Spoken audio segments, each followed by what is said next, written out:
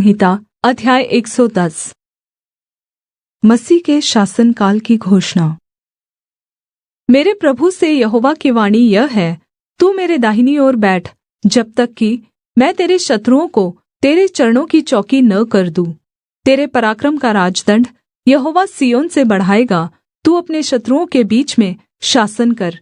तेरी प्रजा के लोग तेरे पराक्रम के दिन स्वेच्छाबलि बनते हैं। तेरे जवान लोग पवित्रता से शोभायमान और भोर के गर्भ से जन्मी हुई ओस के समान तेरे पास हैं।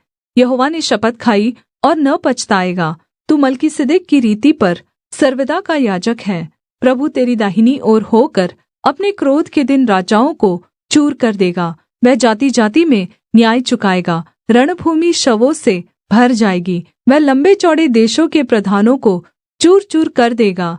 वह मार्ग में चलता हुआ नदी का जल पिएगा और तब वह विजय के बाद अपने सिर को ऊंचा करेगा। Please subscribe my YouTube channel. भजन संहिता अध्याय 111।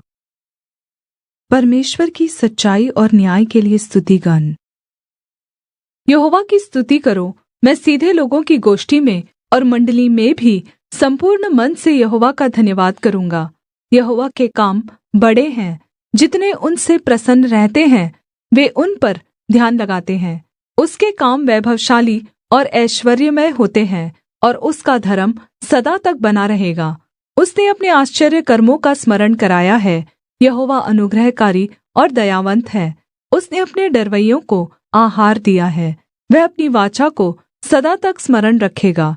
उसने अपनी प्रजा को जाति-जाति का भाग देने के लिए अपने कामों का प्रताप दिखाया है। सच्चाई और न्याय उसके हाथों के काम हैं। उसके सब उपदेश विश्वासयोग्य है। वे सदा सर्वदा अटल रहेंगे। वे सच्चाई और सिधाई से किए हुए हैं। उसने अपनी प्रजा का उद्धार किया है। उसने अपनी वाचा को सदा के लिए ठहराया है। उसका नाम पवित्र और भय योग्य है। बुद्धि का मूल यहोवा का भय है। जितने उसकी आज्ञाओं को मानते हैं उनकी समझ अच्छी होती है।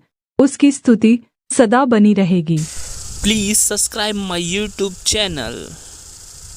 भजन संहिता अध्याय 112। धर्मी व्यक्ति के लक्षण। यहोवा की स्तुति करो। क्या ही धन्य है वह पुरुष जो यहोवा का भय मानता है और उसकी आज्ञाओं से अति प्रसन्न रहता है। उसका वंश पृथ्वी पर पराक्रमी होगा। सीधे लोगों की संतान आशीष पाएगी। उसके घर में धन संपत्ति रहती है और उसका धर्म सदा बना रहेगा। सीधे लोगों के लिए अंधकार के बीच में ज्योति उदय होती है। वह अनुग्रहकारी, दयावन्त और धर्मी होता है। जो व्यक्ति अनुग्रह करता और उधार देता है और ईमानदारी के साथ अपने काम करता है उसका कल्याण होता है। वह तो सदा तक अटल रहेगा। धर्मी का स्मरण सदा तक बना रहेगा। वह बुरे समाचार से नहीं डरता। उसका हृदय यहोवा पर भरोसा रखने से स्थिर रहता है। उसका हृदय संभला हुआ है, इसलिए वह न डरेगा, वरन अपने शत्रुओं पर दृष्टि करके संतुष्ट होगा। उसने उदारता से दरिद्रों को दान दिया। उसका धर्म सदा बना रहेगा और उसका सींग आदर के साथ ऊंचा किया जाएगा।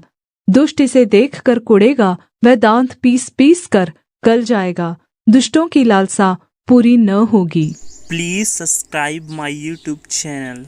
भजन संहिता अध्याय 113। स्तुति के योग्य नाम।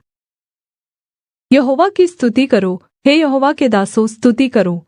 यहोवा के नाम की स्तुति करो। यहोवा का नाम अब से लेकर सर्वदा तक धन्य कहा जाए। उदयाचल से लेकर अस्ताचल तक यहोवा का नाम स्तुति के योग्य है। यहोवा सारी जातियों के ऊपर महान है और उसकी महिमा आकाश से भी ऊंची है। हमारे परमेश्वर यहोवा के तुल्य कौन है? वह तो ऊंचे पर विराजमान है और आकाश और पृथ्वी पर दृष्टि करने के लिए झुकता है। वह कंगाल को मिट्टी पर से और दरिद्र को घूरे पर से उठाकर ऊंचा करता है कि उसको प्रधानों के संग अर्थात अपनी प्रजा के प्रधानों के संग बैठाए। वह बाँझ को घर में बाल बच्चों की आनन्द करने वाली माता बनाता है। यहोवा की स्तुति करो। Please subscribe my YouTube channel. भजन संहिता अध्याय 114। फसल का गीत। जब इस्राएल ने मिस्र से अर्थात याकूब के घराने ने अन्य भाषा वालों के मध्य से कूच किया, तब यहूदा यहोवा का पवित्र स्थान और इस्राएल उसके राज्य के लोग हो गए। समुद्र देखकर भागा, यरदन नदी उल्टी बही। पहाड़ मेढ़ों के समान उछलने लगे और पहाड़ियाँ भेड़ बकरियों के बच्चों के समान उछलने लगी। हे समुद्र, तुझे क्या हुआ कि तू भागा? और हे यरदन, तुझे क्या हुआ कि तू उल्टी बही? हे पहाड़ों, तुम्हें क्या हुआ कि तुम भेड़ों के समान, और हे पहाड़ियों, तुम्हें क्या हुआ कि तुम भेड़ बकरियों के बच्चों के समान उछली? हे पृथ्वी, प्रभु के सामने, हाँ, याकूब के परमेश्वर के सामने थरथरा। वह चट्टान को जल का ताल, चकमक के पत्थर को जल का सोता बना डालता।